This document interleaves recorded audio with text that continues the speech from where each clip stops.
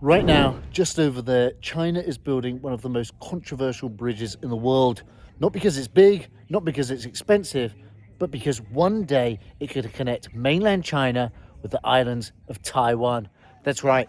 Today I'm here on the island of Kinmen, which is, of course, is administered by Taiwan. They're building a bridge, not just to a new airport, but potentially to Taiwan. Over the next few days, I'm going to take a look around this place. I'm going to go up on the bridge itself, and I'm going to talk to local people here in Taiwan, see what they think about what's going on. 我觉得在我有生之年，我70几岁了，我觉得我一定可以看得到。这种交通是老百姓最期待的啦。大陆可以勇敢一点，就把它做了因为这个本来就是大陆的辖区。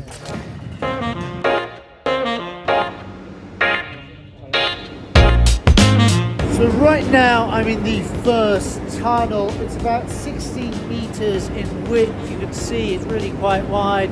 You would imagine that a normal metro, tube, subway is only about 6 or 7 meters wide. The point of this construction, one of them, is to transport people to and from the airport. Now currently Kinmen is administered, controlled by Taiwan, but it's very, very close to mainland China. If I drive, perhaps only 10 minutes, well, that could really be life-changing for the people, especially people on the islands. Yeah, I was here 2 years ago in this area, and I went to Kinmen, as I will do on this trip, and they told me they want mainlanders over there. They want mainlanders investing, spending their money. A tunnel and a bridge structure being planned and completed within 3 years, it's impossible. It just wouldn't happen in Britain. The consultation period alone would be years, let alone getting everything finished in 3 years. It really is incredible to see, and it's exciting to be here. This really is China pace. Basically, the bridge being created from the mainland here in Xiamen off to the island in the background, where basically the island is actually half man-made, and then the idea is from that half man-made island, which will house the new airport, they'll build a further bridge to the island of Kinmen. There's big Kinmen and small Kinmen, officially under the control of Taiwan. What's interesting though, of course, is that the flight paths all cross over that island. Now officially that is Kinmen, that is Taiwan airspace. I wonder if they're going to get upset by that. I don't think they will. They've pretty much militarily, my understanding is they've pretty much given up Kinmen.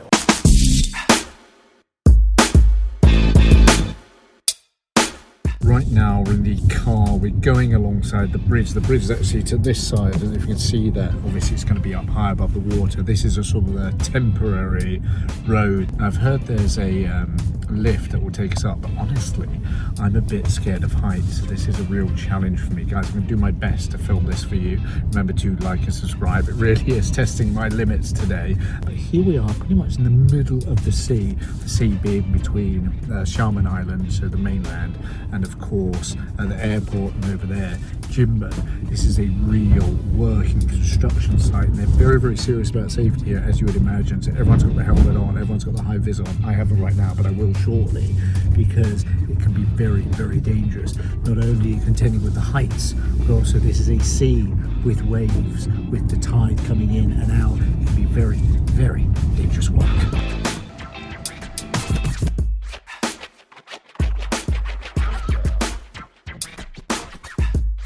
Guys, for someone like me who's scared of heights to be up here, remember 178.1 meters high. You can see behind me we have the island of Xiamen, and that of course is being connected to the new airport, which is on Xiang'an Island over there. And this is the bridge. It's the bridge and the tunnel that is connecting the two. But of course what makes this bridge even more special, other than the technical, the proficiency that's been used to build this bridge. Remember guys, there are three main issues with building the bridge here. Issue number one is that you need to leave space for what is a harbour over there for ships coming through this waterway, so they need to leave enough space for that. And leaving enough space means really, in terms of bridge building, you want a higher tower. The problem is, remember, there's an airport, so you can't have a higher tower, so you need to control how high the tower is. That's the second problem. The third problem is you have white dolphins in this area. There's a protected area. So you've got three main problems, and this bridge has overcome all of the three problems, or at least so far it has. It really is incredible. Not only that, but of course the aim of this bridge eventually is not only to connect the mainland, the Xiamen Island, with the new airport, but eventually to connect it over there. What's that? That's Kinmen Island. So this really is a bridge, not just for transporting people, goods, resources, people to the airport. Oh, and by the way, resources, your gas, your water, your electricity over to Kinmen, which it already does, by the way, but this will be a much more efficient way of doing it. But also it's a connection between the people of mainland China and the people of Taiwan. All Chinese, of course, but currently separated administratively, governmentally. The weather is really, really variable. You're on the sea, which is the wind. And so every time you're looking for a window of opportunity to do the work you necessarily need to do. Look guys, it's now 6 o'clock, or almost 6 o'clock. There's a shift change, and at every shift change they're having a meeting. You see these guys, they're having a meeting. This is serious work. The priority is not just to complete this bridge in time, because of course this is also to do with the new airport. If the bridge isn't ready but the airport's ready, how much money and time is that going to cost? But it's also about safety. The priority very much is safety. Gone are the days in China when injuries or deaths would be counted in their, single digits or even in 20 people or 100 people. Now, even the very, very big projects like this, they don't want anyone injured. This kind of huge project with over 1,500 people working on a daily basis. Remember, 24 hours a day, basically working 3 8-hour shifts. To have no accidents, that's the priority.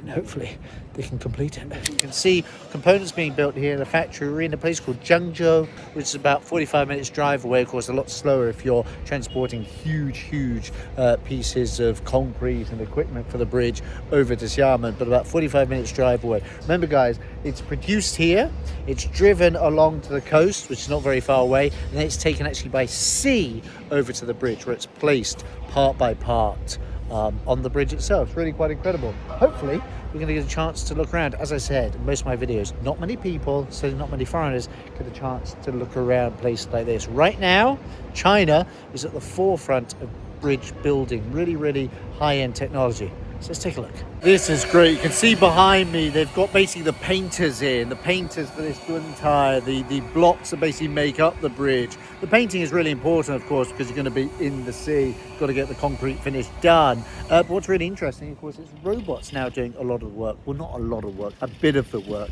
But eventually, robots are going to do more of the work. You talked about efficiency, which is really important, but also safety. Because, of course, previously and now, to a certain extent, you've got guys up on ladders, painting, getting the fumes in their face, even with masks and so on. So it really is important stuff. What I find interesting is that, of course, this is still in the sort of development stage, R&D stage.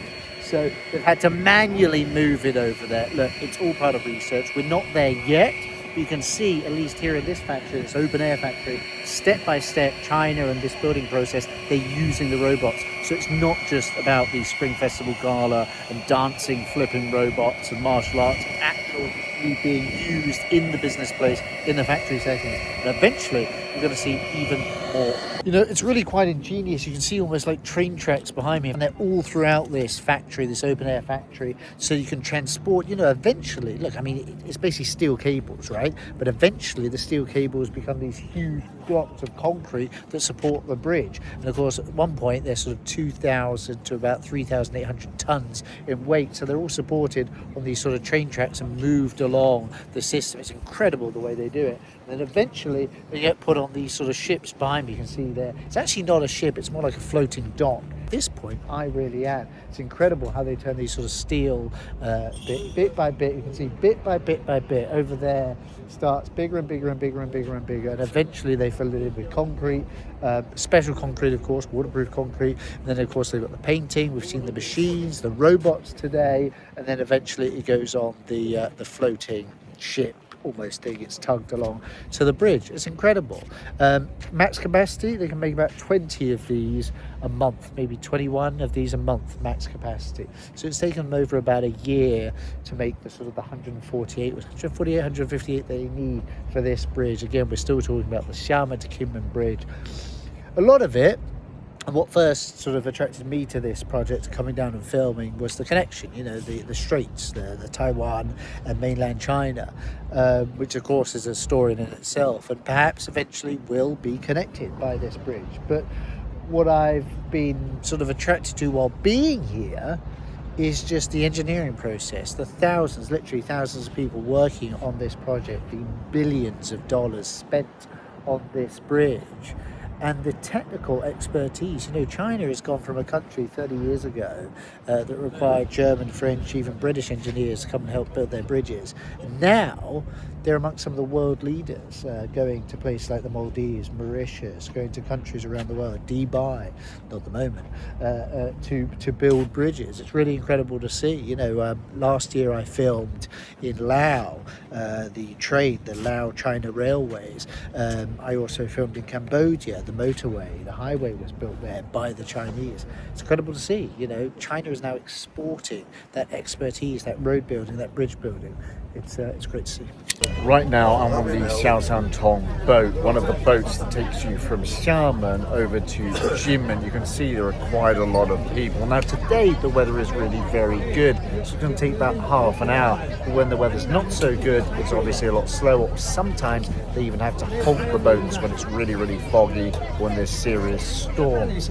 Shortly we'll actually go through the passage where they're building the Xiajin Daqiao, the new bridge. Now, of course, when that bridge is complete, and when and if it does connect to Kinmen Island, it's going to be a lot more convenient with the boat, as I've already said. This is actually incredible. We're literally passing through it right now. You can sort of see behind me the bridge we're passing through right now. Remember guys, they've got to keep it a certain width so that boats can pass through. Wow. So getting off the boat right now, it's been about half an hour. It was a very, very easy boat ride. At one point it was a bit bumpy, but I'm not sure, maybe the captain did that on purpose. But it was fun. I spoke to a few people on the boat. Everyone's super friendly. I'm surprised actually, a lot more mainland Chinese people than I expected. A lot of people just coming here for a bit of a holiday. Apparently, if you're from Xiamen, Fujian, it's rather easy to get the certificate, the documentation to come over here to Kinmen. I think for other people in different provinces in China, it's a bit harder.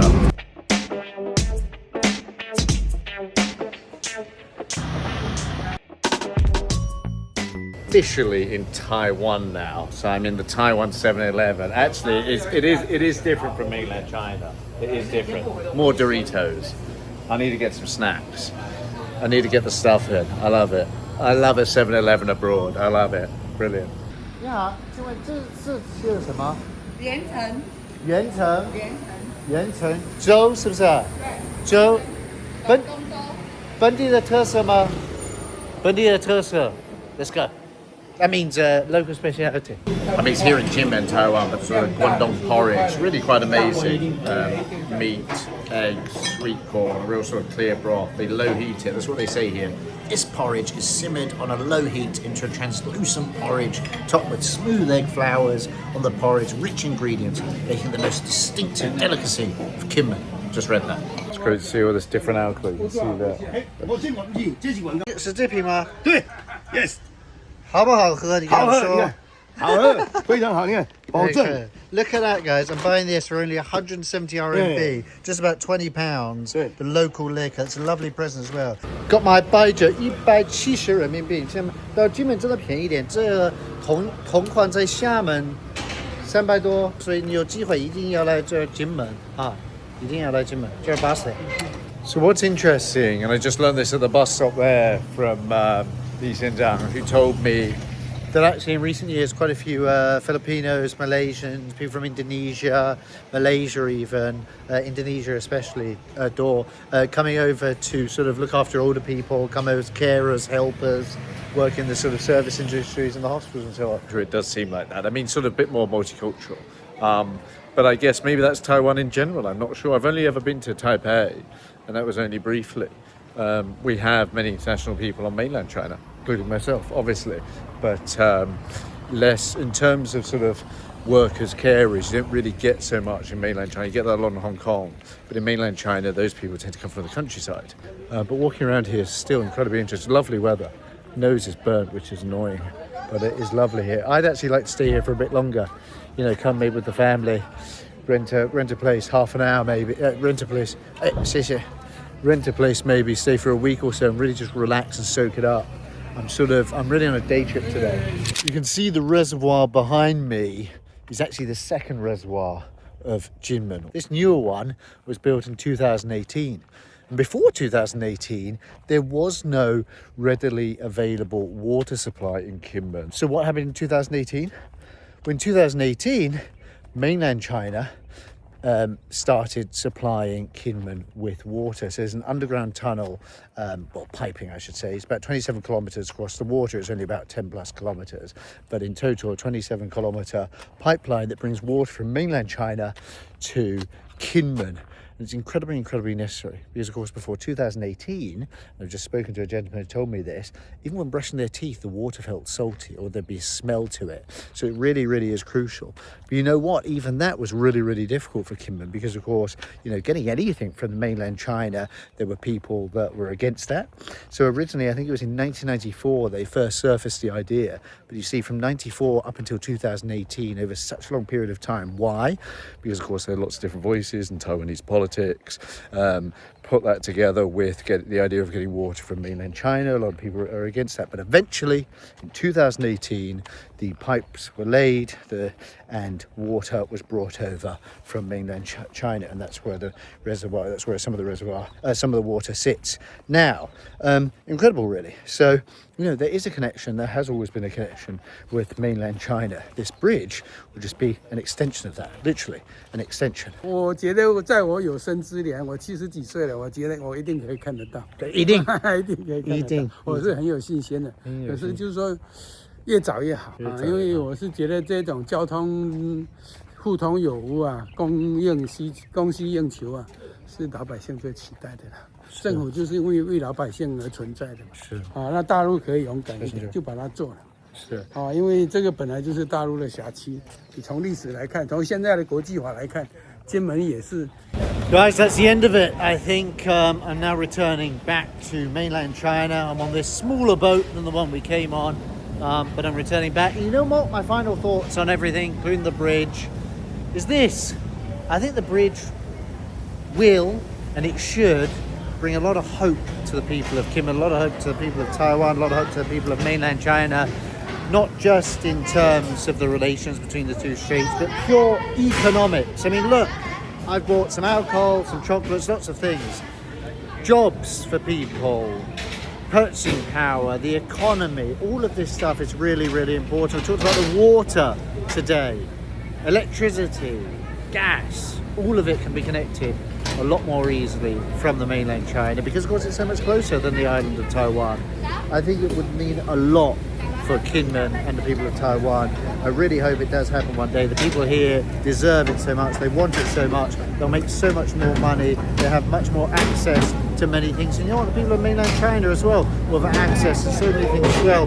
So let's hope that one day it becomes a reality. But for now, me, Toby, on the boat, returning to mainland China. That's a wrap, guys. If you haven't already, like to subscribe, please do so. Thank you very much for watching. Bye bye. 再见.